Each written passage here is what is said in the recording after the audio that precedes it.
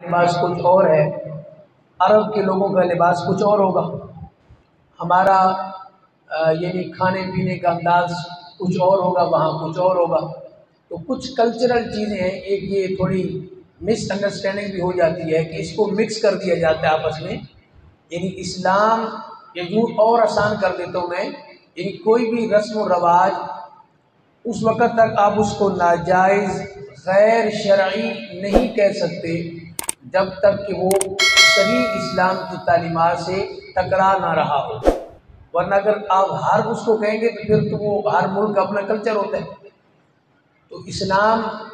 جیسے کہ آپ کو معلوم ہے کہ اللہ کے محبوب صلی اللہ تعالیٰ علیہ وسلم جب تشریف لائے تو بہت ساری چیزیں ایسی تھیں کہ عرب کے اندر پہلے سے موجود تھیں، تو حضور نے ان کو باقی رکھا، یعنی ان کا جو کلچر تھا آپ نے اس کو منع نہیں کیا، وہ آپ کی آمد سے پہلے بھی تھا اور بعد میں بھی اسلام میں وہ چلتا رہا، کیونکہ وہ اسلام کی تعلیمات کے خلاف نہیں تھا۔ یعنی تھوڑی سی مس انڈرسٹینڈنگ یہاں اس لیے ہو جاتی ہے، یہ آپ ہو سکتا ہے کتاب پڑھیں تو آپ کو پتہ چلے گا کہ کچھ لوگوں کا رویہ بہت سخت ہے، دونوں سائڈ سے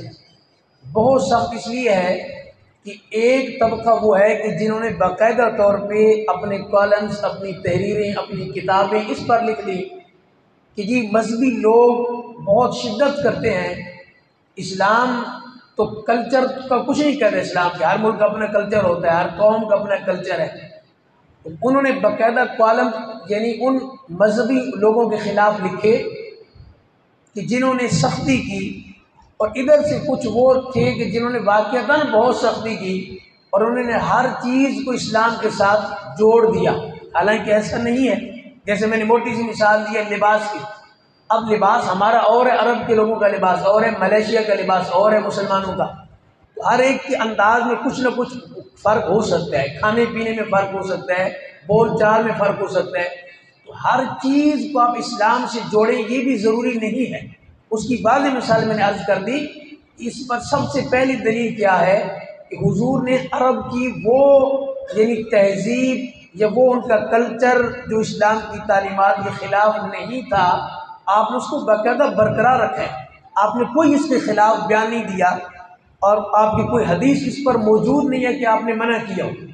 اچھا، جہاں جہاں آپ نے منع کیا ہے وہ باقاعدہ موجود ہے۔ تو ایک تو یعنی تمہیداً میں یہ بات عرض کر رہا ہوں کہ یہ آپ نیٹ پہ چیک کریں گے تو دونوں خلاف چل رہے ہیں، یعنی وہ کالمز لکھ رہے ہیں، وہ تحریریں لکھ رہے ہیں، وہ بکس لکھ رہے ہیں اس کے اوپر کہ جی مذہبی لوگ بہت شدت کرتے ہیں، تو ایسا نہیں ہے۔ فتاوی رضوی شریف کے اندر مثال کے طور پہ میں آپ کو مثال عرض کر دیتا ہوں، اعلی حضرت نے لکھا ہے باقاعدہ، اسی طرح ہمارے دیگر فقہا نے لکھا ہے کہ مثال کے طور پہ شادی ہے، اس کے اندر ہر رسم کو غیر شرعی نہیں کہا جائے گا، اسلامی نہیں کہیں گے ہم اس کو، ہم اسلامی نہیں کہیں گے، لیکن غیر شرعی بھی نہیں کہیں گے۔ غیر شرعی کہنے کے لیے کم از کم آپ کے پاس کوئی دلیل کا ہونا یہ لازم ہے۔ غیر شرعی کہنے کے لیے آپ کے پاس کوئی دلیل ہونی چاہیے کہ یہ غیر شرعی کیوں ہے۔ بہت سارے کام ایسے شادی پر کیے جاتے ہیں کہ جو اسلامی تو نہیں ہے لیکن غیر شرعی بھی نہیں ہے، وہ دینی تو نہیں ہے، آپ اس کو نہیں کہہ سکتے، لیکن دنیاوی حد تک وہ ٹھیک ہے۔ تو ایک تو تمہیداً میں نے عرض کر دیا، یہ تھوڑی سی اللہ کرے یہ بات سمجھ آ جائے۔ اب آئیے ذرا کہ ہم کہاں مخالفت کرتے ہیں اور علماء کہاں مخالفت کرتے ہیں رسم و رواج کی، تو وہ اور معاملات ہیں، وہ معاملات وہ ہیں کہ جس میں وہ آپ کی رسم، آپ کا رواج، وہ باقاعدہ آپ کا کلچر اسلام سے یعنی وہ ٹکراؤ ہوتا ہے، اس کا بالکل متضاد، یا اسلام کی کسی تعلیم کے خلاف یا حضور کی سنت کے خلاف۔ تو ہم جب بھی بات کرتے ہیں، رسم و رواج کی بات کرتے ہیں یا کلچر کی بات کرتے ہیں یا تہذیب کی بات کرتے ہیں، ہم اس کی بات کرتے ہیں کہ جو اسلام کے بالکل خلاف ہوتا ہے۔ میں مثال دے دیتا ہوں، آپ کو سمجھ آ جائے گی کہ علماء کس کی مخالفت کرتے ہیں یا اسلام کس کی مخالفت کرتا ہے، ہمارے عام رسم و رواج کی نہیں کرتا۔ مثال کے طور پہ آپ دیکھیں کہ اسلام کے اندر بیٹی کو جائیداد میں سے حصہ دینا یہ اسلام کے اندر ہے، ہمارا قرآن اس کو باقاعدہ بیان کرتا ہے، 4 پارے کے اندر سورہ نساء کا جو دوسرا جو رکوع ہے اس کے اندر باقاعدہ موجود ہے، آپ پڑھ سکتے ہیں، یوصیکم اللہ فی اولادکم للذکر مثل حظ الانثیین، یہاں سے وہ وصیت کا پورا ایک باب ہے، ایک لا ہے، ایک قانون ہے، وہ موجود ہے۔ اچھا، اب یہ ہے کلچر، یہ ہے رسم و رواج، یہ ہے تہذیب کہ اسلام نے کہا کہ آپ بیٹی کو جائیداد میں سے حصہ دیں۔ ہم ہندوؤں کے ساتھ رہ رہے کہ ہم نے کیا کیا کہ ہم نے ان کی تہذیب کو، ان کے کلچر کو اڈاپٹ کیا، اور ہم نے جائیداد میں سے حصہ دینے کی بجائے ہم نے جہیز دینا شروع کر دیا۔ اچھا، جہیز کا ایک اپنا کنسپٹ اسلام میں ہے، ہم اس طرف نہیں جا رہے، لیکن جو جہیز ہمارے ہاں دیا جاتا ہے وہ اسلام اس طرح نہیں ہے۔ اچھا، اب کیا کیا ہم نے کہ جو اسلام کا حکم تھا، ایک طرف اسلام آ گیا، ایک طرف کلچر آ گیا، تو اب ہم کہیں گے کہ یہ رسم و رواج یہ بالکل اسلام کے خلاف ہے۔ آپ بیٹی کو جائیداد میں سے حصہ نہیں دے رہے، اور آپ جہیز کا سامان دے جا رہے ہیں، لاکھوں کا سامان دے رہے ہیں آپ، اور جب جائیداد میں سے حصہ دینے کی بات آتی ہے تو آپ بیٹے کہتے ہیں، بھائی کہتے ہیں ابھی تو ان کی شادی کی تھی اور شادی پہ ہم نے اتنا جہیز کا سامان دیا ہے۔ تو بھائی اسلام نے تو نہیں کہا کہ آپ جہیز کا سامان دو، اسلام نے تو کہا حصہ دو وراثت میں سے۔ اب یہ ہے بات کہ جہاں پہ اسلام مخالفت کرتے ہیں، جہاں پہ علماء مخالفت کرتے ہیں، اس طبقہ کو سوچنے کی ضرورت ہے۔ علماء کہاں بات کرتے ہیں رسم و رواج کی؟ جہاں اسلام کی مخالفت ہوتی ہے۔ آپ اسلام کی بنیادی تعلیمات کی مخالفت کریں اور علماء آپ کو منع نہ کریں، یہ تو نہیں ہو سکتا۔ یہ ایک مثال ہے۔ دوسری مثال عقیقہ ہے نا، بیٹا جب پیدا ہوتا ہے، بیٹے کی ولادت پر اسلام ہمیں کچھ ایسی چیزیں جن کا حکم دیتا ہے، مثال کے طور پہ آپ 7ویں دن اس کا نام رکھیں، اس کا عقیقہ کریں، اس کے بال اتاریں، اس کے برابر چاندی صدقہ کریں۔ اب یہ جو سارے معاملات ہیں اسلام کے اندر موجود ہیں، حضور کی حدیث کے اندر موجود ہیں۔ اب جیسی ہی کوئی بیٹے کی خوشی پر ایسی خوشی کرنا چاہے، مثال کے طور پہ وہ ایک فنکشن رکھ لیتا ہے، جائز ہے آپ رکھیں، لیکن اب ناجائز کہاں ہوگا کہ جب اس کے اندر گانے شروع ہو جائیں گے، جب اس میں بے پردگی ہوگی، جب اس میں بے حیائی عروج پر ہوگی، جب یہ سارے معاملات آئیں گے، اب علماء بولنا شروع کر دیں گے، اب قرآن کی آیات، اب احادیث، اب حضور کی تعلیمات وہ سامنے آ جائیں گی۔ اب یہ اس رسم و رواج کی اسلام خلاف ہے کہ آپ نے ہندوؤں سے بیٹے کی ولادت پر وہ خوشی کر رہے ہیں، وہ رسم و رواج لا رہے ہیں کہ جس کی شرعاً اجازت نہیں ہے۔ اسلام آپ کو ایک کلچر دے رہا ہے، اور وہ یہ ہے کہ آپ 7ویں دن عقیقہ کریں، قریبی رشتہ داروں کو بلائیں، آپ بیٹے کا نام رکھیں، اس کے بال اتاریں، شریعت کے دائرے میں رہ کے آپ خوشی کریں۔ اب یہ ہے اسلام کا کلچر۔ اس کلچر کے خلاف جب اب کوئی اور کلچر لائیں گے، اپنے رسم و رواج بیچ میں لے کے آ جائیں گے، اور اس کے اندر جو ہے وہ اس طرح کے معاملات ہو رہے ہیں جو شریعت کے خلاف ہیں، لازم بات ہے اسلام آپ کو اس کی اجازت نہیں دے گا۔ میں نے آپ کو صرف 2 مثالیں دی ہیں۔ تیسری مثال، جس رسم و رواج کی ہم مخالفت کرتے ہیں وہ کون سا رسم و رواج ہے؟ شادی کا موقع ہوتا ہے نا، اس کے اندر آپ خود اچھی طرح جانتے ہیں کہ ہمارے لاہور کے اندر، ہمارے شہروں میں ایسی ایسی چیزیں اس کے اندر آ گئی ہیں، ایسے ایسے رسم و رواج آ گئے ہیں کہ جن کا اسلام سے دور دور تک بھی کوئی اس کا تعلق نہیں ہے۔ بعض رسم و رواج وہ ہوں گے جو شرعاً جائز ہوں، اسلام حوصلہ افزائی بھی نہیں کرے گا لیکن اس کی مخالفت بھی نہیں کرے گا۔ اب وہ میں اس تفصیل میں نہیں جا رہا، ڈیٹیل میں نہیں جا رہا، بہت تفصیل ہے۔ اب تو شادی سے 4 دن پہلے وہ فنکشن شروع ہو جاتے ہیں، اور کچھ رسم و رواج وہ ہیں جو ٹھیک ہے، ایک عام دنیاوی طور پہ درست ہے، اگر کوئی کرتے ہے تو اسلام منع نہیں کرتا، لیکن کچھ وہ ہیں جس کی اسلام شدید مخالفت کرتا ہے۔ مثال کے طور پہ مہندی ہے، اب اس میں دولہا کو مہندی لگائی جا رہی ہے، اور مہندی لگانے والی کون ہے؟ جو غیر محرم ہے، کزنز ہیں اس طرح کی، تو اب اسلام یہاں پہ مخالفت کرے گا۔ اب آپ یہ نہیں کہہ سکتے کہ ہمارا رسم و رواج ہے،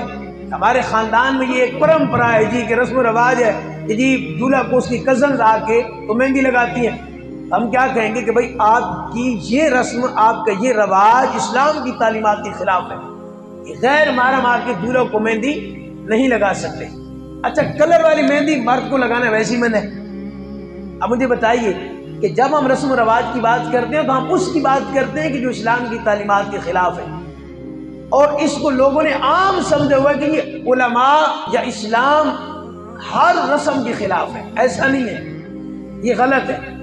میں نے عرض کر دیا، جو اب دیکھیں نا شیرہ بندی ہے، مثال آ گئی شیرہ بندی، اسلام میں شیرہ بندی نہیں ہے، لیکن ہمارے فقہاء نے اس کی اجازت دی ہے کہ اس میں کوئی غیر شرعی بات نہیں ہے، ہم یہ بھی نہیں کہیں گے کہ یہ اسلامی ہے کیونکہ اسلامی نہیں ہے، لیکن غیر شرعی بھی نہیں ہے کہ ٹھیک ہے آپ کی ایک تہذیب ہے، آپ کے کلچر ہے، آپ جس علاقے میں رہتے ہیں۔ اب ہر جگہ یہ شیرہ بندی تو نہیں ہوتی نا، باہر کے ملکوں میں کوئی شیرہ بندی ہوتی ہے، مختلف آپ ممالک نکال، مسلم ممالک نہیں ہوتی، ہر ملک اپنا ایک سسٹم ہے۔ تو اس رسم کو کوئی بھی نہیں کہے گا کہ یہ علماء کہیں گے خلاف ہے، باقاعدہ کتابوں میں درج ہے کہ شیرہ بندی اسلامی نہیں ہے، لیکن یہ ہے جائز ناجائز بہرحال نہیں ہے۔ میں ایسی 20 مثالیں آپ کے سامنے صرف شادی کا جو فنکشن اور اس میں سے عرض کر سکتا ہوں کہ جو غیر شرعی ہیں، جو اسلام کے خلاف ہیں، جو اسلام کے متصادم ہیں۔ جیسے آپ دیکھیں شادی کے اندر جو آپ یہاں پہ پٹاخے اور اس طرح کے معاملات ہوتے ہیں، لازم بات ہے اسلام مخالفت کرے گا۔ اسلام کے اندر وہ آیات قرآن مجید کے اندر موجود ہے کہ اس طرح کے معاملات کرنا جس میں آپ اپنے پیسے کا ضیاع کرتے ہیں، اپنے وقت کا ضیاع کرتے ہیں، دوسروں کا نقصان کرتے ہیں، آگ لگ جاتی ہے، اس طرح کے معاملات اسلام لازم بات ہے مخالفت کرے گا۔ ہمارا جو آج کا موضوع رسم و رواج ہے، اس کو سمجھنے کی ضرورت ہے۔ آپ بلا وجہ جو ہے وہ علماء کے خلاف ہو جاتے ہیں، اور ایسے پڑھے لکھے لوگ جو ہیں وہ زیادہ یہ کام کرتے ہیں۔ میں چونکہ یہ 2 دن سے پڑھ رہا تھا تو کئی کالمز اس کے اوپر موجود ہے کہ جی یہ شدت ہے، یہ انتہا پسندی ہے، یہ فلاں ہے۔ تو بھئی ایسا نہیں ہے۔ جو آپ کی رسم و رواج اسلام کے مخالف نہیں ہوگی ان کی کوئی بھی مخالفت نہیں کرے گا، اور جو آپ کی مخالف ہوگی اسلام کے اس پر بات کی جائے گی۔ اب مجھے بتائیے ذرا، فوتگی پر جب کوئی فوت ہو جاتا ہے، اسلام کا اپنا ایک نظام ہے کہ آپ نے کیسے جانا ہے گھر میں، اس میں آپ نے کیسے جا کے تو آپ نے تعزیت کرنی ہے، آپ نے دعا کیسے کرنی ہے، کتنے دن تک تعزیت ہو سکتی ہے۔ اچھا، ہمارا رسم و رواج کا موضوع اتنا تفصیلی ہے کہ ایک علیحدہ موضوع بن سکتا ہے، سمجھ آ رہی ہے؟ جیسے آپ ولادت، یہ پورا ایک موضوع ہے، مرنے کے جتنے معاملات ہیں اس پر اسلامی ایک باقاعدہ ایک علیحدہ موضوع ہے، نکاح شادی یہ علیحدہ موضوع ہے، اس لیے میں جلدی سے مختصر عرض کر رہا ہوں۔ اب اسلام نے آپ کو یہ سسٹم دیا، یہ نظام دیا، یہ تعلیمات دی، یہ کلچر دیا آپ کو کہ آپ جائیں، جا کے افسوس کریں، ان کے غم میں برابر کے شریک ہوں، آپ جا کے کھانا دیں۔ جیسے آپ نے دیکھا ہوگا مختلف علاقوں کے اندر رواج ہوتا ہے، یہ شہر میں شاید یہ رواج بہت کم ہے، گاؤں دیہاتوں میں بہت زیادہ ہوتا ہے۔ یہ باقاعدہ حدیث موجود ہے کہ بھائی ان کے گھر میں میت ہے تو وہ کھانا کیسے پکائیں گے، تو قریب والے کھانا پکا کے دے دیتے ہیں۔ اچھا، 3 دن تک سوگ ہوتا ہے باقاعدہ اسلام کے اندر کہ غم کی کیفیت ہے، تو یہ معاملہ اسلام میں ہے۔ اب دیکھیے ذرا، آپ نے اپنے رسم و رواج اس کے اندر ڈال دیے، اگر تو وہ رسم اسلام کی تعلیمات کے خلاف نہ ہو تو ٹھیک، لیکن اگر اسلام کی تعلیمات کے خلاف ہو، کوئی حضور کی سنت کی خلاف ورزی ہو رہی ہو، شریعت کی خلاف ورزی ہو رہی ہو، تو لازم بات ہے اس میں علماء ایکشن میں آئیں گے اور آپ کو منع کریں گے۔ تو ہر موقع پہ، یعنی بچے کی ولادت سے لے کر شادی تک اور پھر مرنے تک، یہ تمام معاملات ہمارے اپنا کلچر ہے، اسلامک کلچر، ہم نے اس کو فالو کرنا ہے۔ ہمارا نقصان کہاں ہوا؟ اب دیکھیں باقاعدہ جھگڑے ہوتے ہیں فیملی کے اندر مرنے پر کہ جی سسرال والے اتنے سوٹ نہیں لائے،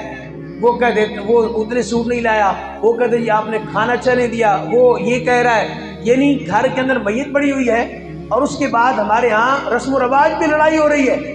یہ اس کی تو اسلام آپ کو اجازت نہیں دے گا کہ ایک گھر میں میت پڑی ہے اور آپ کو لباس کی، آپ کو سوٹوں کی پڑی ہوئی ہے، آپ کو تحائف کی پڑی ہوئی ہے۔ بھائی تحفے تو خوشی کے موقع پہ پیش کیے جاتے ہیں، ہمارے رسم و رواج ایسے بھی آ گئے کہ مرنے پہ جی سسرال والے یہ لے کے آئیں، فلانا یہ لے کے آئے، یہ تصور اسلام کے اندر نہیں ہے۔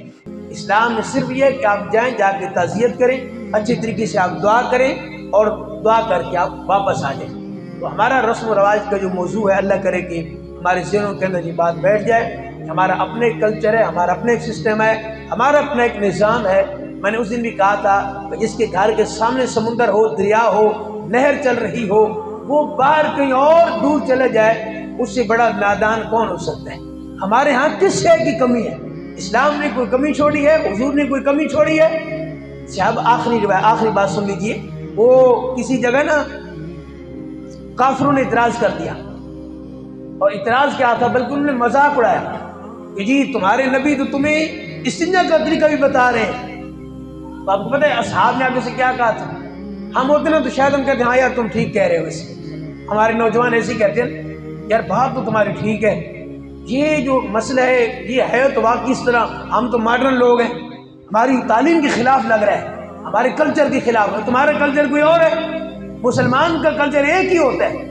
اور کلچر میں اس کو آپ کی زبان میں کہہ رہا ہوں، ہم اس کو حضور کی سنت کہیں گے، آپ کی تعلیمات کہیں گے، آپ کی سیرت کہیں گے۔ تو صحابہ نے پتہ ہے کیسے کیا جواب دیا جب انہوں نے کہا نا کہ جی تمہارا کون سا دین ہے کہ تمہیں چھوٹا پیشاب کا اور استنجا کا طریقہ بتایا جا رہا ہے کہ کہاں کرنا ہے اور کیسے کرنا ہے؟ تو اصحاب نے آگے سے سر لٹکا کے نہیں بات کی کہ جی ہمارا سر شرم سے جھک گیا ہے، یہ کیسے اعتراض کر دیا ہے؟ انہوں نے کہا اللہ کا شکر ہے، اللہ کا کرم ہے، اللہ کا فضل ہے، ہمیں وہ نبی ملا ہے، ہمیں وہ دین ملا ہے جس میں استنجا تک کے مسائل کو بیان کیا جاتا ہے کہ استنجا کا طریقہ کیا ہے۔ تمہارا کوئی دین ہے جس میں تمہیں پتہ نہیں ہے کہ پاکی ناپاکی کیا ہوتی ہے اور غسل کیا ہوتا ہے اور شرم و حیا کیا ہوتی ہے؟ تمہارا کون سا دین ہے؟ دین تو ہمارا ہے جس نے ہمیں یہاں تک بتایا ہے کہ تمہیں یعنی استنجا کیسے کرنا ہے، تم نے غسل کیسے کرنا ہے۔ تو ہمارا انداز یہ ہونا چاہیے، ہم سر اٹھا کے جیئیں، اس معنی میں مسلمان کو سر کیوں جھکانا چاہیے بھائی کسی مذہب کے سامنے یا کسی غیر مذہب کے سامنے؟ ہمارے ہاں کوئی کمی نہیں ہے، اللہ کے معبود نے الحمدللہ اللہ کے فضل و کرم سے ایسی تبلیغ کی ہے، ایسا دین دے کے گئے ہیں، ایسی تعلیمات دے کے گئے ہیں کہ جو قیامت تک کے لیے کافی ہیں، اور اس دین کی راتیں بھی اسی طرح روشن ہیں جیسے دن روشن ہے۔ ہمیں کوئی کسی سے مانگنے کی ضرورت نہیں ہے، ہم مانگنے نہیں، ہم تو دینے آئے ہیں، ہم تو دینے آئے ہیں، اور حضور کی زمانے سے لے کے آج تک اسلام دنیا کو دے رہا ہے، قرآن دے رہا ہے، خلفائے راشدین کی سیرت دے رہی ہے، ہر جگہ روشنی ہم پہنچا رہے ہیں، ہمیں کسی سے لینے کی ضرورت نہیں ہے، ہم لینے والے نہیں ہیں، ہم دینے والے ہیں۔ کیوں؟ ہمارے آقا وہ ہیں جو ہر ایک کو عطا کرتے ہیں، ہمیں لینے کی کسی سے ضرورت نہیں ہے۔